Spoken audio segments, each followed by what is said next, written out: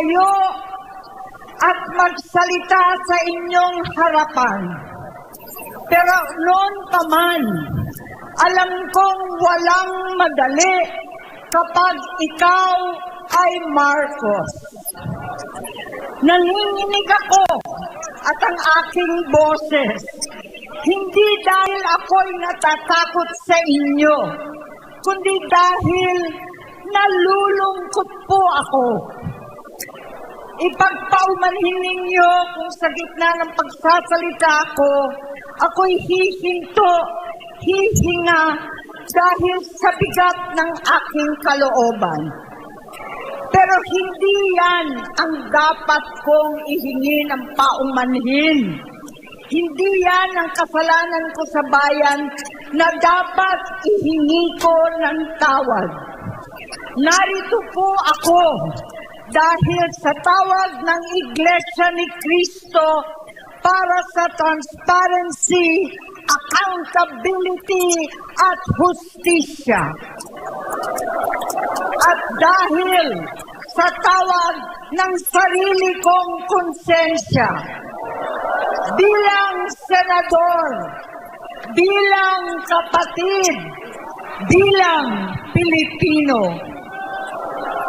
Bata pa lamang kami ni Bongbong.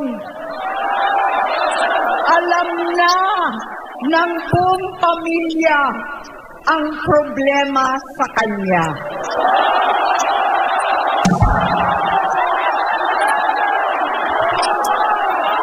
Sa totoo lang, mababasa naman ng lahat ang mga testimonya ng aking ama patungkol sa kanyang ugali at gawain.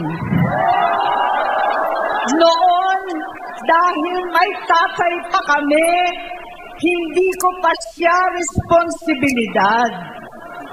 Noong tumatanda, ay mas naging nakakabahala. Batid ko na nagda-drug siya.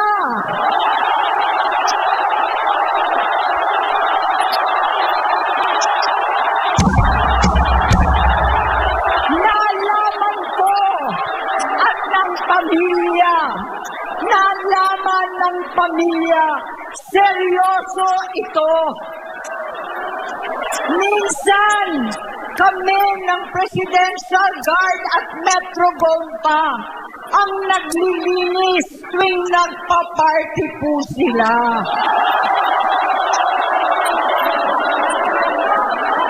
Namuhay kaming magkakapatid sa ibang bansa.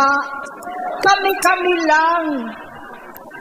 Kinumbinsi ko pa si Bongbong. Pakasalan mo na si Lisa. Naisip ko noon, kapag nag-asawa siya, malalagay na sa tahimik at magkakaroon ng direksyon. Ang laki ng pagkakamali ko. Mas lumala ang kanyang pagkalulong sa droga.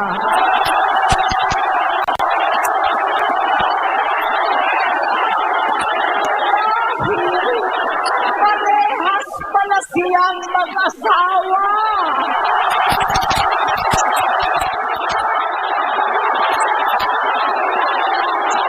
Naging gobernador siya ng Ilocos. Alam ng mga tao doon na halos hindi siya pumapasok.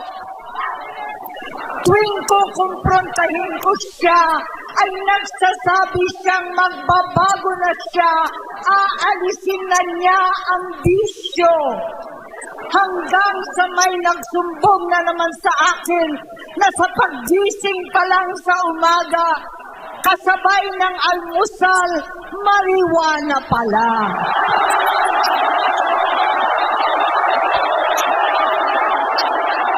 Paghapon sila, lahat sila nagiinuman at gumagamit ng cocaine.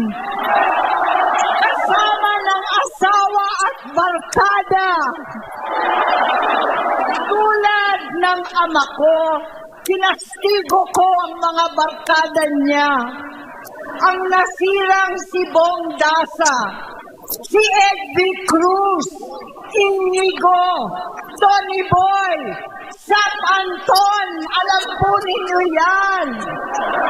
Paano nagre-resign na sa takot ang mga pulis nila at staff dahil sa lumalalang bisyo?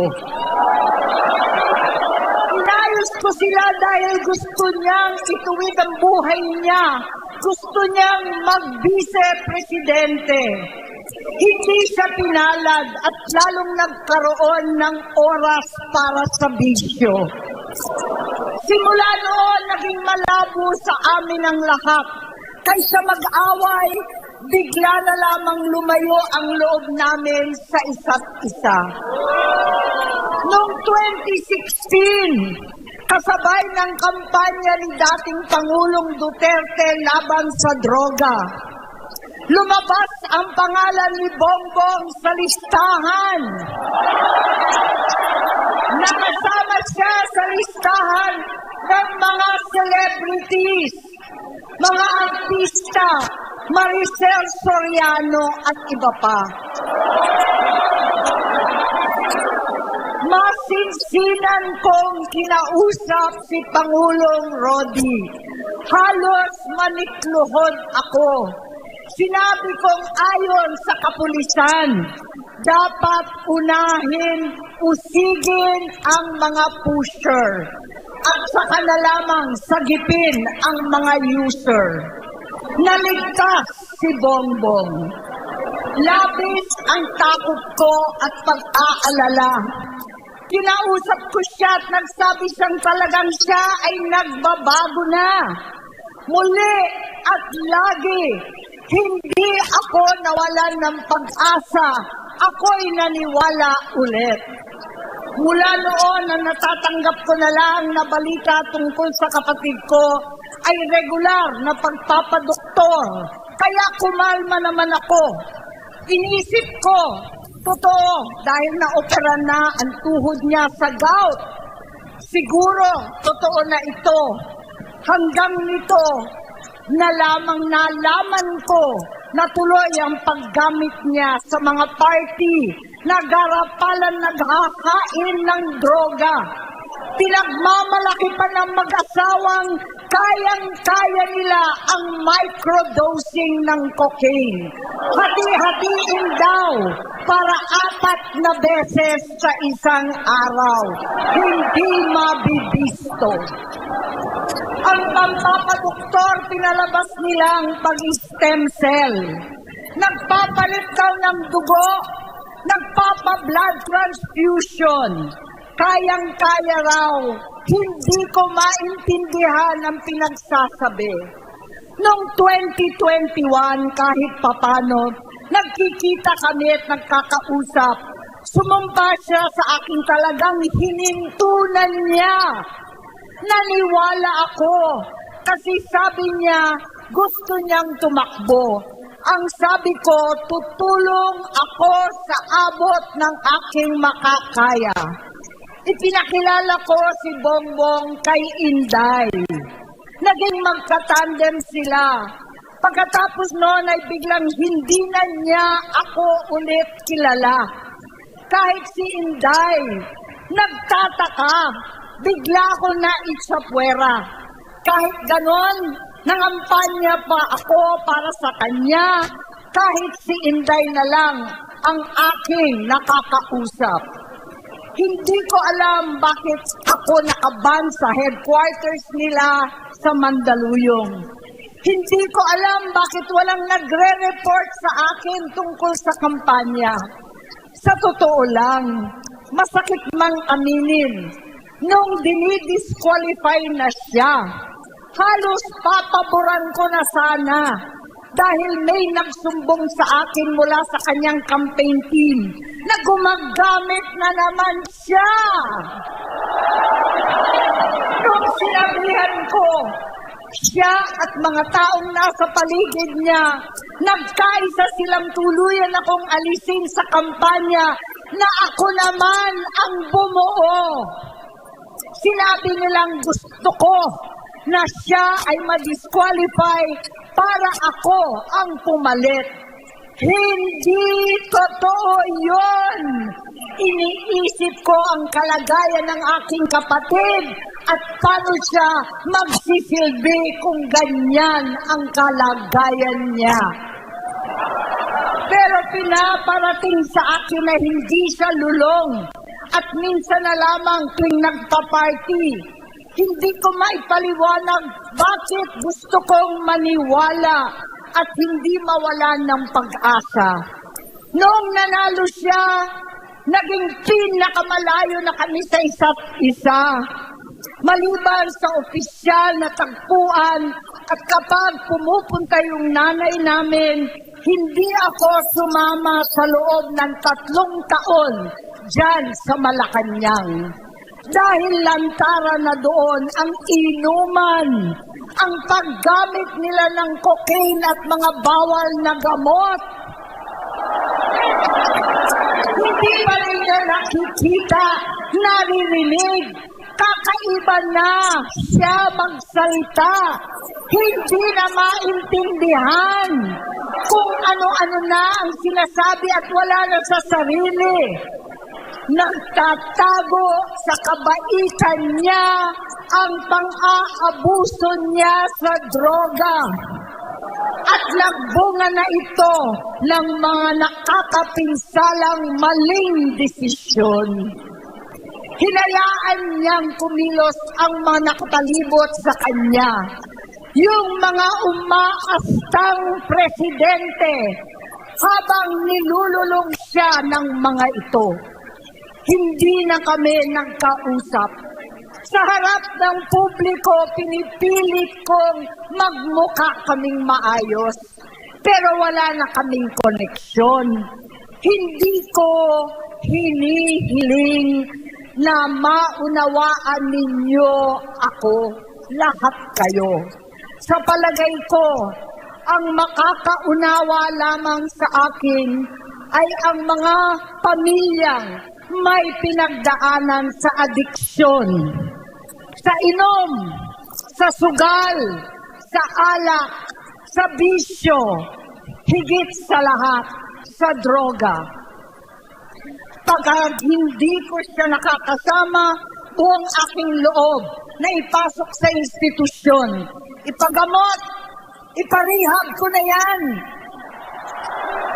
Pero tuwing maghaharap kami noon, hindi kaya ng aking kalooban na gawin yon.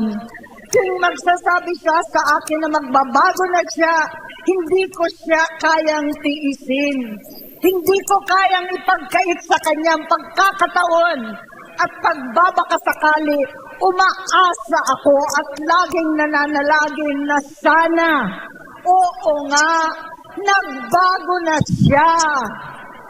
Hanggang dumating ang 2024 at 2025, yung bisyo niya na ang dahilan ng pagbaha ng korupsyon, kawalang direksyon, at maling-maling mga desisyon. Walang accountability, wala nang hustisya. Hindi na niya alam ang nangyayari. Hindi na pinapaalam sa kanya ang mga pangyayari. Sinamantala ng mga ito ang paggamit niya ng droga.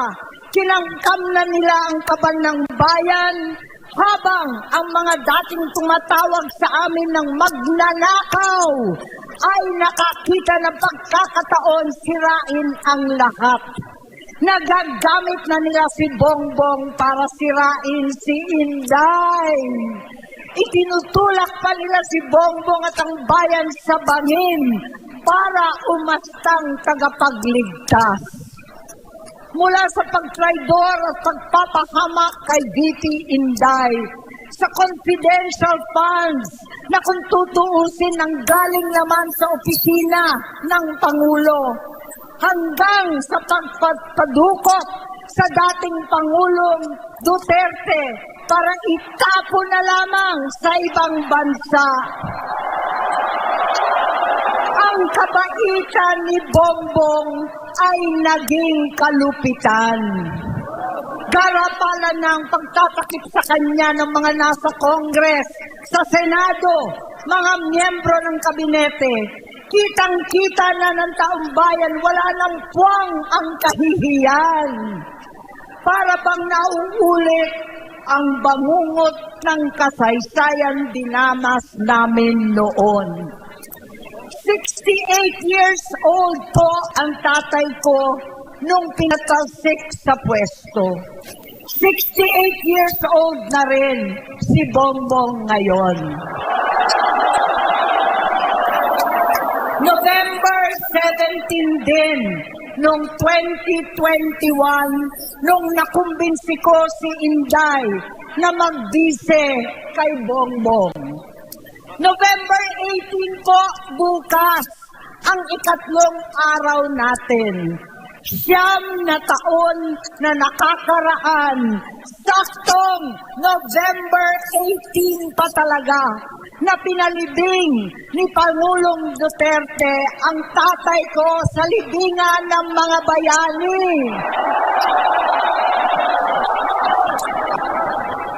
Halo-halo na ang aking nararamdaman, pero alam kong ito ang dulo at hangganan ng aking pagtitiis at pananahimik. Hindi na tayo mananahimik! Dahil nalaman kong pati ang mga anak niya ay nagdodroga na. Kinasusuklaman ko pa ang pag-alok ng mag-inang si Sandro ng droga ang aking mga anak at iba pang mga kamag-anak. Yan ang hindi ko na mapapalampas.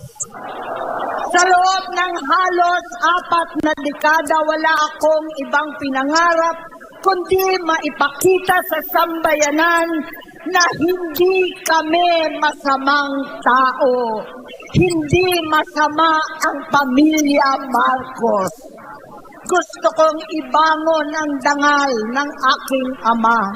Sa pamamagitan na nagpagtatrabaho para sa bayan, sinikap kong maging mabuting gobernador, kinatawan, senador. Hindi ako halos nagpapahinga para makapag-iwan sana ng legasiya na kapag sinabing Marcos, nabawi na namin ang tingin sa nakaraan. Ngunit sa kagustuhan kong maging responsableng anak, matupad ang pangako ko sa aking ama, nabigo akong maging mabuting kapatid. Naging mahina ako kay Bongbong. Sa kapulisan at sundalo, sa lahat ng mga leader at tagapagpatupad ng batas, siya ang Pangulo natin ngayon.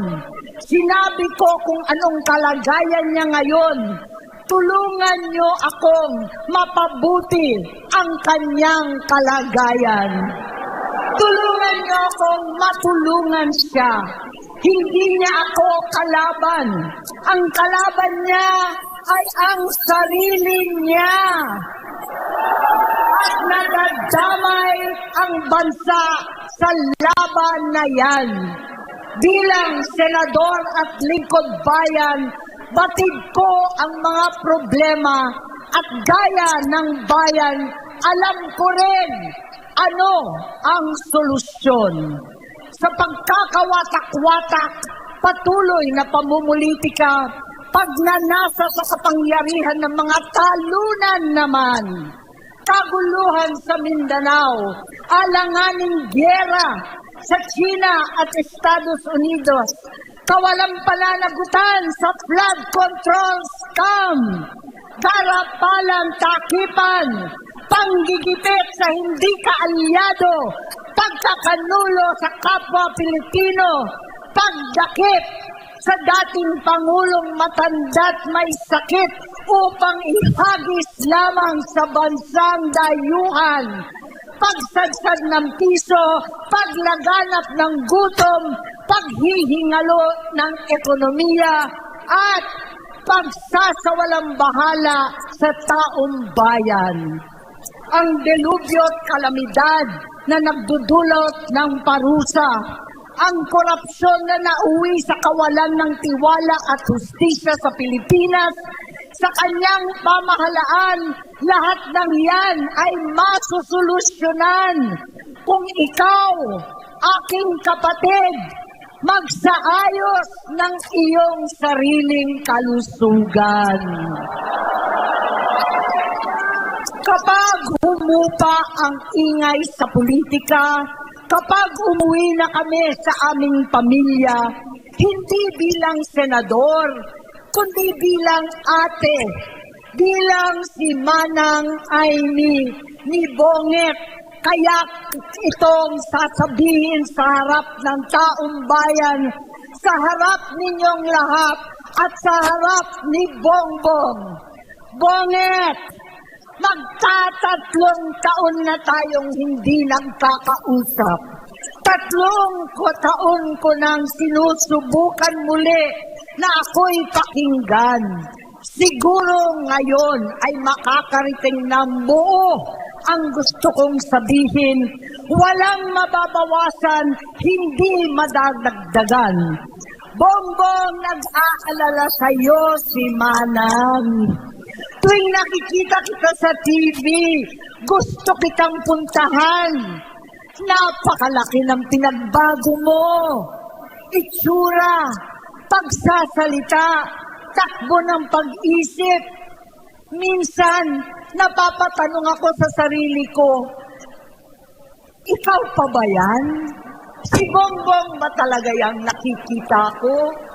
Pero ako, ading ko, ako pa rin ito. Ako pa rin ang ate mo na tumayong ama't ina sa inyo sa ibang bansa. Ang kasama no sa sumubok na sanglain lahat ng sakit para sa iyo. Ang kapatid mo na hindi mo kailangan hingan ng tawad dahil agad ka nang iniintindi at tatanggapin dahil mahal kita. Nasa Bagong Tipan, kay Lucas, Kapitulo 17, versikulo 3 hanggang 4. Kung magkasala ang iyong kapatid, sawayin mo siya. At kung siya'y magsisi, patawarin mo siya.